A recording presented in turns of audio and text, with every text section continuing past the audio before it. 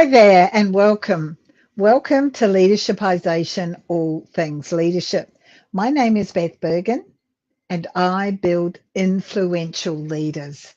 I do this by working with executives and managers and business owners and helping them to learn the skills, the tips and the strategies that they need to build their leadership intelligence, but more importantly, or as importantly, to communicate with confidence, with clarity, and with impact. And I am here most Tuesdays at 1 p.m. Australian Eastern Standard Time.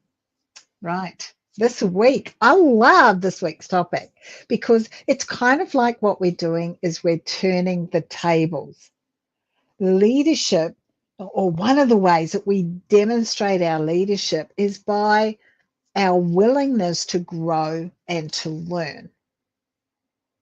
And to do this, we have to be self-aware. And what you know, if you followed these conversations on a regular basis, self-awareness is one of the things that is at the very core of your leadership, because your own self-awareness is going to inform and fire up your self-leadership, which in turn informs and fires up your leadership skills. So we've discussed that many, many times.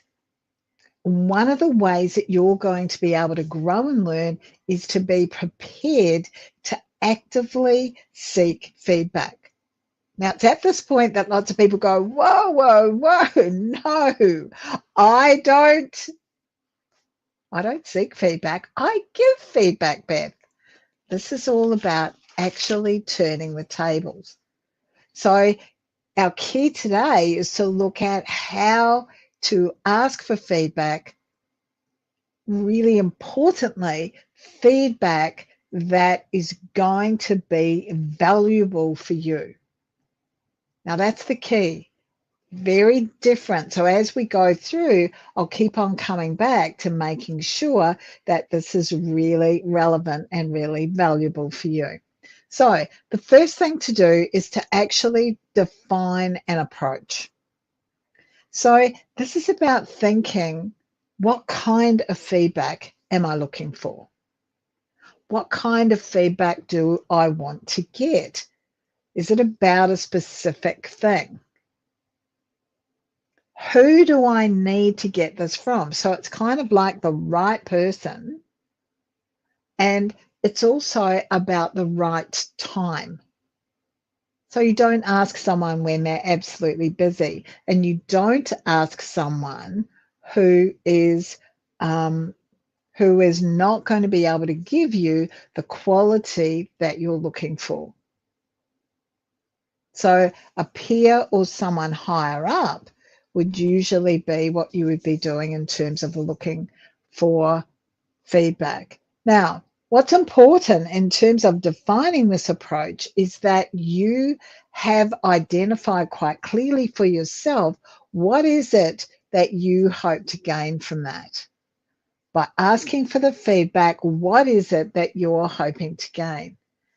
And this is when it's really important for you to understand you're going to have to be open to receiving both positive and negative or constructive feedback. That's why you're asking for it. You can't grow and change if all the time people say, you are fantastic, because you likely weren't fantastic or aren't fantastic all of the time. So that's really important. You must be open to that receiving positive and also that negative or constructive feedback. You need to also be thinking about focusing on specific situations. So rather than just asking this kind of big generic feedback question, focus in on those specific situations. And the third thing for you to note is to think to yourself, how am I going to use this feedback to improve? Because if you know that, if you're really clear about the fact that you know this is how you want to use the feedback to improve, it makes it easier for people to give you that feedback because they can see that you've thought about it. They can see that you're asking for your own personal growth, for your own personal information. So that's the first thing, is that to define that approach. The second thing is to be specific and quite targeted. So this is around a specific thing, a specific project, a specific presentation, a specific skill that you're looking to zero in on. Remembering before, what do you hope to gain? That will be connected to the specificity of the target that you're looking at. Now, it's not about saying, how am I doing? How am I doing leading this project? It's not about that, because that's very vague. And it's also a closed question. It's much more about you saying something like, I'd like your feedback on my presentation skills at last week's meeting, please. So that what you're doing is framing it so that you can learn and improve. Not about your performance, it's about, I want to learn and improve. So I'd like your feedback on my presentation skills at last week's meeting, please. All about, what is it specifically that you want to know about? What could I have done better is also another really great open-ended question. Now, sometimes that's better put after that first question. So don't start with what could I have done better. Start by saying, I'd like your feedback on my presentation skills at last week's meeting, please. Listen to what they have to say. Ask some curious questions. We're always talking about being curious. Ask some curious questions and then say, with an open-ended question, what specifically or what might I have done better? And then it's also quite useful to say something like, just those little weeny things are the things that I notice make all the difference for me. And that's much more specific and targeted than, did I do a good job? Because did I do a good job is a closed question that's either going to get a yes or a no and may not necessarily encourage an honest answer. The third thing for you to have a look at in getting this feedback or asking for this feedback that's going to be really valuable for your growth is this: choose the right person and the right time. Someone who's worked with you, someone who's seen your work, someone who is an expert or a subject matter expert, and try and do it. The timing is about asking the questions, having the conversations as quickly after the event or as soon after the event or the project while it's still fresh on their mind. And then, if you can, schedule a time in their diary and keep it brief. Give them the opportunity, lead them by asking the kinds of questions that we've already talked about. And a bit further into today's leadershipization, I'll give you some other questions that you can use as well. But it's really important that you choose that right person and that you also choose that right time. If someone knows nothing about your work and they haven't worked closely with you, it's very difficult for them to give you specific feedback because they're focusing on just what their experience might have been of you in the few times that they might have interacted with you. So that can be useful, but it's not going to be nearly as valuable as a specific targeted piece of feedback from the right person at the right time. Yeah. Number 4, is to be open to learning and unlearning. Unlearning is a bit like curiosity, something that we all need to have a lot more of. So be really grateful for the feedback that you're getting and express that. Thank you so much for your feedback. Practice those active listening techniques so that you're using clarifying questions. It can be useful to take notes. Now, what I know is that quite often people won't take notes because they think that that demonstrates that they can't remember everything. I know that you won't remember everything. So I'm a prolific note taker. I would really recommend that you take pen and paper in to whatever the session looks like so that you can actually make some notes, because then you can come back and think, hey, you talked about this, I didn't understand it. Can I ask some more questions about it now, please? So some of us retain everything right then in the moment, and others of us need to go away and process, and then we want to come back and ask some more questions. Now, even the negative or constructive feedback is worth you asking more questions about so that you get clarification about it. I said even that specifically. I think that's really important to get feedback about all of the now I'm getting muddled up with what we're getting feedback about. I think it's really important to ask questions and to demonstrate curiosity about whatever feedback you're getting so that you really do understand it. Now, if we're receiving negative or constructive feedback, what we have to watch out for is that our body doesn't give us away. Recognizing that more than 50% of the way we send messages to other people is through our body language, we've got to make sure that we're not sitting there going, oh, okay, I thought it would be better than that. Like that our body language isn't actually demonstrating that we're pushing the information away. So none of this defensiveness. You need to be open and you need to be receptive. Now, one of the reasons that this is so important is because what you're wanting to do, and we'll talk about this more in the next point, you want to build up a habit of asking. Well, people won't give you feedback easily and happily if what you do is you push back at it all the time. So be open, be receptive. Ask for examples if you don't understand. And that's that curious questioning that we were talking about. Not vague kind of questions, but ask for actual examples.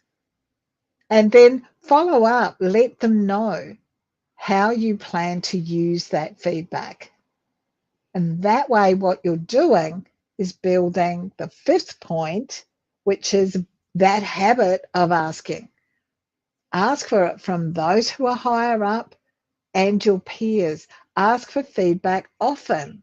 Ask for open and honest feedback and open and honest communication, because this is a real tool for your growth. Now, often people say to me, why do I need to be getting feedback?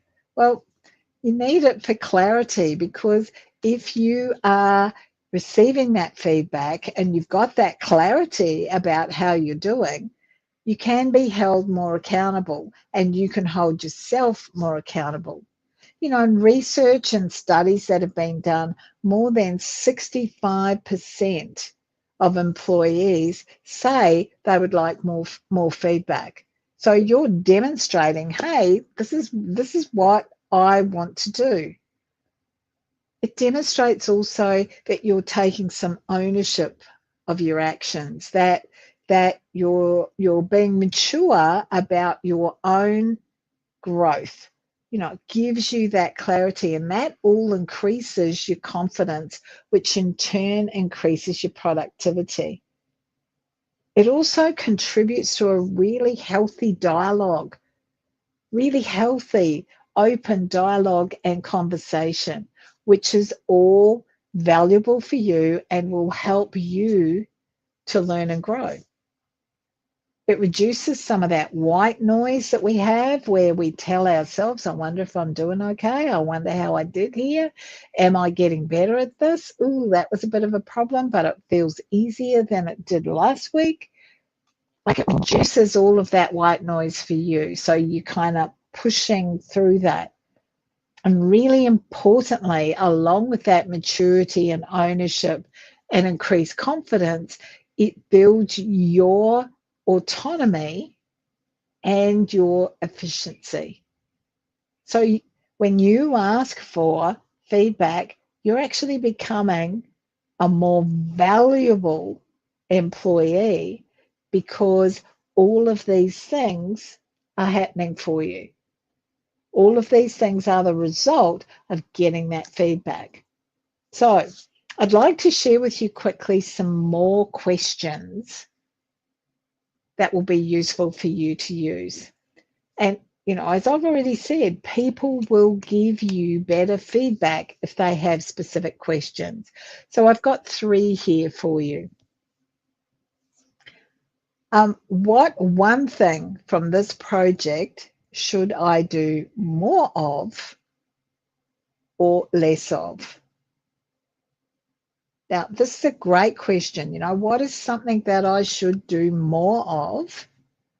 What is something that I should do less of? Now, that gives them something specific to aim at, something specific to answer into, rather than being quite generic. The second question is this: what actions or efforts would you like to see from me in the next 6 months? Now, obviously, these questions suit specific situations, but I'm hoping that you'll be able to use them as a starting point for developing some questions that might be specific to exactly the kind of feedback that you're looking for. So this one, what actions or efforts would you like to see from me in the next 6 months? Very specific, designed to give you clarity, increases your confidence because you understand what it is that you're being asked to do. Okay. Third question: in what ways could I change or improve my communication with you and the team? Now, this is the reason I've included this question is because it's a question that can be used at all levels that you're responsible for. So you can ask your actual team members this question, but you can also ask the people that you report to, because communication is actually the key. So asking in what ways you could change or improve my communication with you and the team, it's a great question, and you will get specifics back from people if you're prepared to ask that. I have a list of these kinds of questions. If you would like more of them, it's a matter of simply just reach out and ask for them. So the next step in you asking for and receiving valuable feedback is to follow up. This is important because what you're going to do is review the feedback that you've got and highlight where you can make immediate changes. With the other things, you can look at setting step by step. I can take a step-by-step approach to taking action. And if it's important, and I think it is, so I'd encourage you to do it, book another meeting for 1 month with the person that you've received the feedback from so that they can be helping to hold you accountable. so you can hold yourself accountable, but it's always really useful to have someone else out there who's going to hold you accountable as well. The key things here to get the useful feedback is this: ask for honesty. Ask for honesty. I want you to be honest with me because it is about my growth as an individual. Be specific and timely. So we talked about that earlier. Be into a specific project or activity, and don't wait for a month. Do it as soon as you can. Ask those clarifying questions and take notes. Now, really importantly, feedback becomes absolutely invaluable for you. It is so important for you when it is honest, when it is specific, and really importantly, when you actually use it, when you own it, when you take it on board, and when you use it. And that makes it a whole heap easier for you to develop the practice of asking for feedback. As a leader, there's a lot of people watching you.